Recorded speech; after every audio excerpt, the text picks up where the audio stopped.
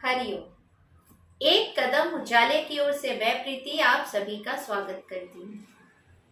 किसी ने बहुत खूब लिखा है, कर्म का सब खेल है, लौट कर तो आएगा। जो आज तुझे रुला रहा है, कल कोई और उसे रुलाएगा। हिडन ट्रेजर में आज की जो कहानी है, वो हमारे वर्तमान समाज की एक ऐसी कड़वी हकीकत को दर्शाती है जिसने पूरी भारतीय संस्कृति को शर्मसार कर दिया है। तो आइए शुरू करते हैं आज की कहानी। एक घनी वृक्ष की छाया में शेरों का झुंड कुछ आराम फरमा रहा था। झुंड में कई सारी शेरनियां थीं। 3 नन्हे शावक भी थे और उसका मुखिया शेर, जो इन बच्चों का पिता था, वो भी वहां आराम कर रहा था। आंखें बंद करके लेटा था। तेज धूप थी, लेकिन मंद मंद हवा बह रही थी।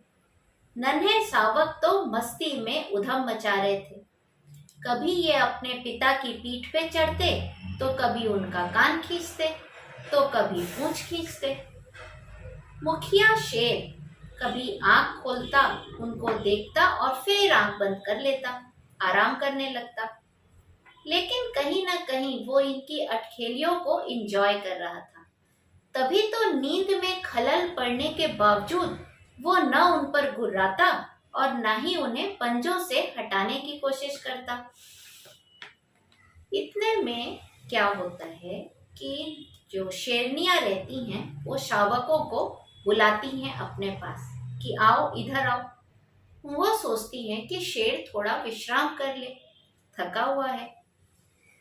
अक्सर जंगल में शेरनियां ही शिकार करती थी, लेकिन प्राय ज्यादातर ये शेर अपने बच्चे नन्हे शावकों के लिए हिरन का शिकार करता था। उनके बच्चों को हिरन का मांस, नरम नरम गोश्त बड़ा पसंद था और शेर उनको खिलाता तो वो भी बड़ा खुश होता। अपने बच्चों को खुश देख के हर माता पिता खुश होते हैं, शेर भी खुश होता था। अब धीरे धीरे समय बीतता गया। ये नन्हे शावक धीरे धीरे जवान होने लगे।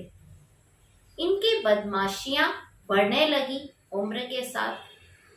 वही शौकियां अब भी बरकरार थी और अपने पिता के साथ इनकी मस्तियां अभी भी वैसे ही थी। शेर मना नहीं करता, लेकिन शेर अब उम्र के पड़ाव पे आ गया था, बूढ़ा हो चला था। एक बार ऐसे ही दोपहरिया में सब लोग वृक्ष की छाया में आराम कर रहे थे कि उसी समय एक नन्हे शावक ने अपने एक बूढ़े पिता से कहा कि मुझे काले हिरन का मांस खाना है। हालांकि गर्मी बहुत थी, धूप तेज थी और उसका मन बिल्कुल नहीं था, लेकिन बच्चे ने फरमाइश की है, ऐसा सोचकर शेर शिकार के लिए निकल गया। बड़ी मशक्कत के बाद उसे एक हिरन मिला, लेकिन वो काला हिरन नहीं था।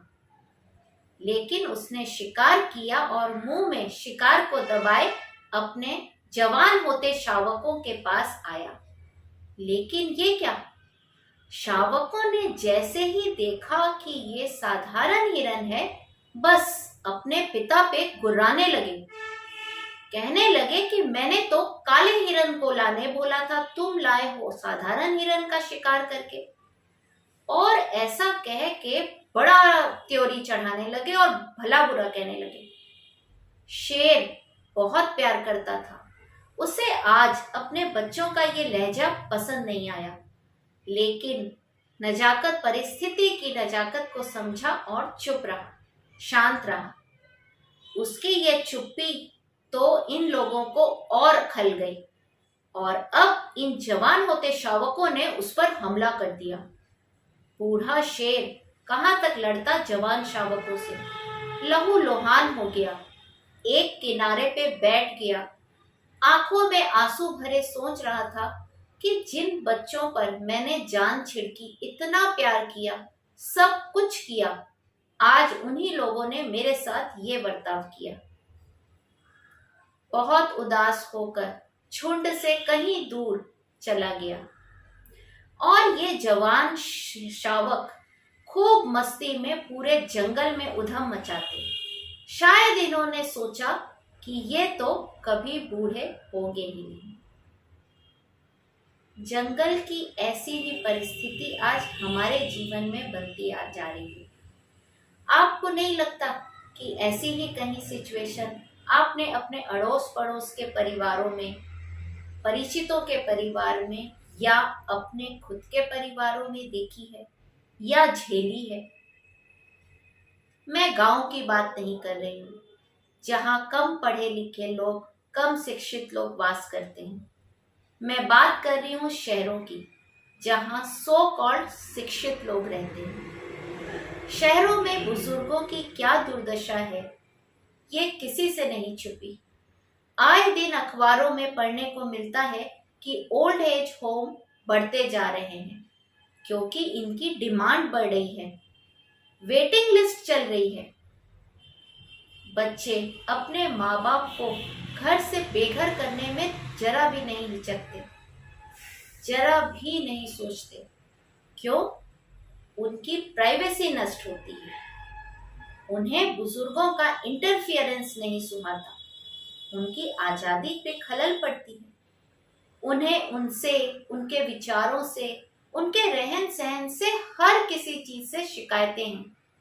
और इस शिकायत का सिर्फ एक सॉल्यूशन है उनके पास कि बूढ़े माँ बाप को अलग कर दिया जाए या खुद उनसे अलग होकर दूर कहीं चली जाया जाए। क्या इसी दिन के लिए इंसान औलाद पैदा करती है? हम अगर अपने बच्चों में अपना बचपन देखते हैं तो अपने बूढ़े माँ बाप में अपना बुढ़ापा क्यों नहीं देख पा रहे?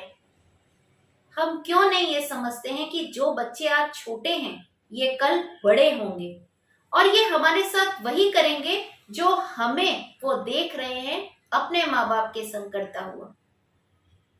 ये बहुत गंभीर विषय है, हल्के में नजरअंदाज करने का विषय नहीं है, गंभीरता से विचार करने का विषय है।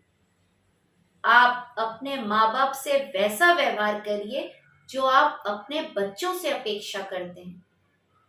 अपनी भारतीय संस्कृति के मूल्यों को पूरी वैल्यू कीजिए, उसे जग में उपहास का विषय मत बनाइए।